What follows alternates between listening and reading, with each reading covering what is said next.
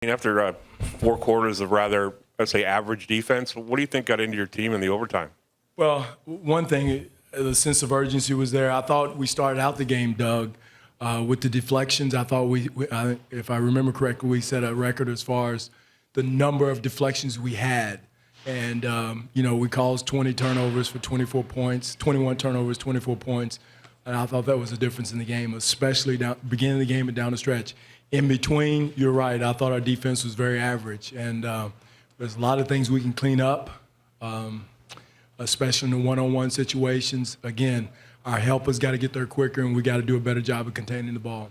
Anthony, go ahead. Coach, right here, down front. Anthony Gilbert, Slam Magazine. My question is, can you talk about Valanciunas and what he's been able to do for this team and the role that he has under your leadership? Well, one thing Jonas has done, he's gotten better with his offensive game. He had a big tip in, there down the stretch. And also, too, one great thing about him at the end of the game, you can leave him in for free throws. He's an excellent free throw shooter for us, but he's gotten better in all phases of his game the entire year. He still has some growth to go, some areas he can get better in, as all young players do. But his future is going to be bright. He's learning every day. He's learning every situation. It seems like it's new for him. There's so many things he can get better at that, you can see him taking strides on there. Jack Sigma's been working with him with his jump shot, and it's been helping him. And once he gets that down pat, it's really going to help his game a lot. Josh, go ahead, please. Coach, would you have liked to get Jonas more involved a little bit in the second half with the offense stagnating? Well, yeah, we would. Again, Whiteside has done an excellent job with his just throwing it inside to him as post defense. One thing, Jonas, either doing some things, we're doing some things what we call midget. He's open on that. If we can get the ball to him, he can finish it. But again, I think once we do go into him, he's done a decent job. But again, Whiteside is a force down there, and they're doing a good job of digging, making sure they push him off his sweet spot. Again, we can find some more touches for him down there, but I think he's doing a heck of a job the way it is. Screening, rolling, in between game, catching it there, making a play is probably what he's going to get. Is maybe a short corner jump shot, elbow jump shot, free throw line jump shot. Go ahead.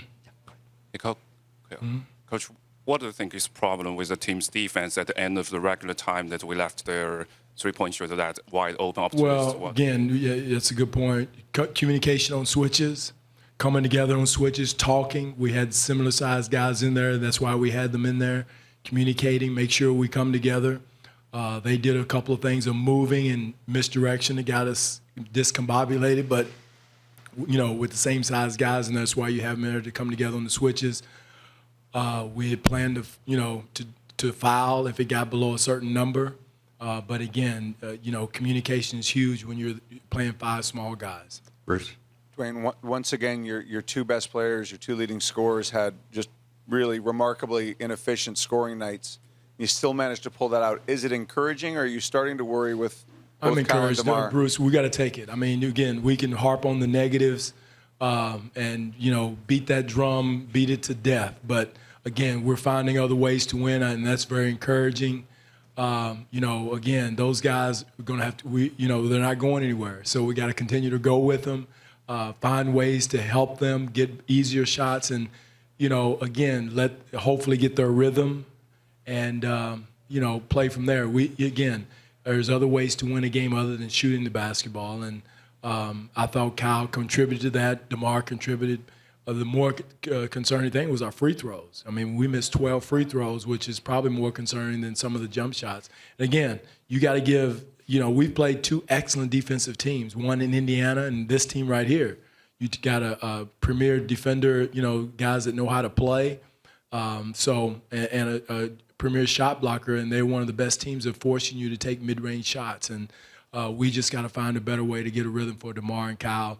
Again, there are guys, we're going to roll with them, and I can just see, Kyle's rhythm coming back a little bit more, even though they're, didn't shoot great tonight.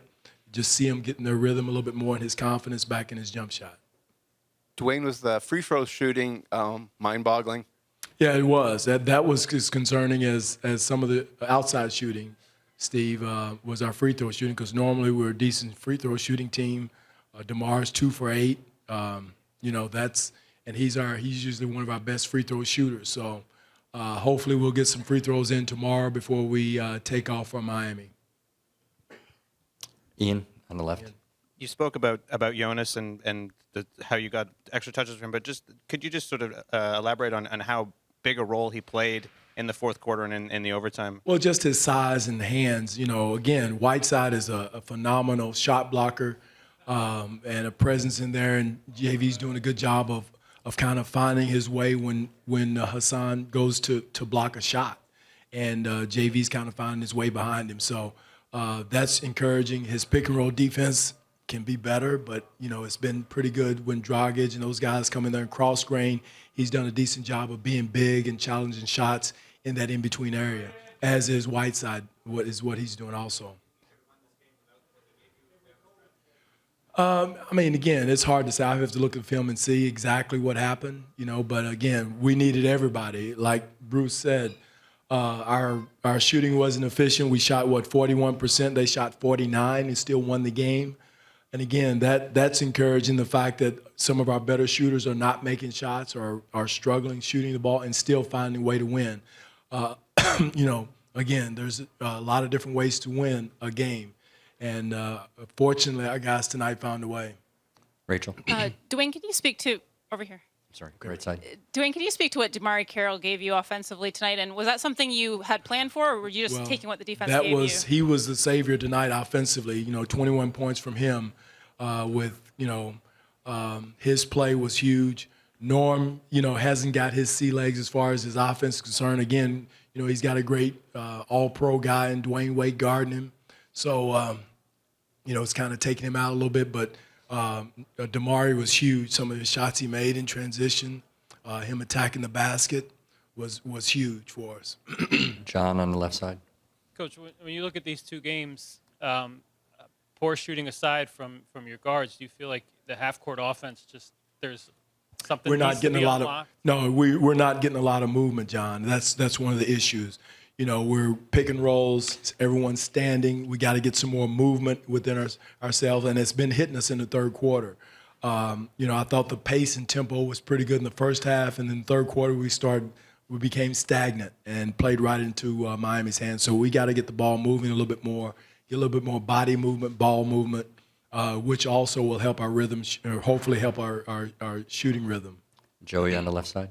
So, Dwane, outside of Damari's offensive contributions tonight, do you think that the way he played tonight, maybe he hit his stride coming back so late in the season and getting his legs under him? He's just now getting his game conditioning back, getting in the rhythm. He's still feeling his way in certain situations as far as getting a rhythm with the offense. A lot of his stuff is kind of when things break down, learning where to be and that type of thing. But he's just now coming around. And when you miss that many games and then try to come back into a playoff situation, it's very difficult.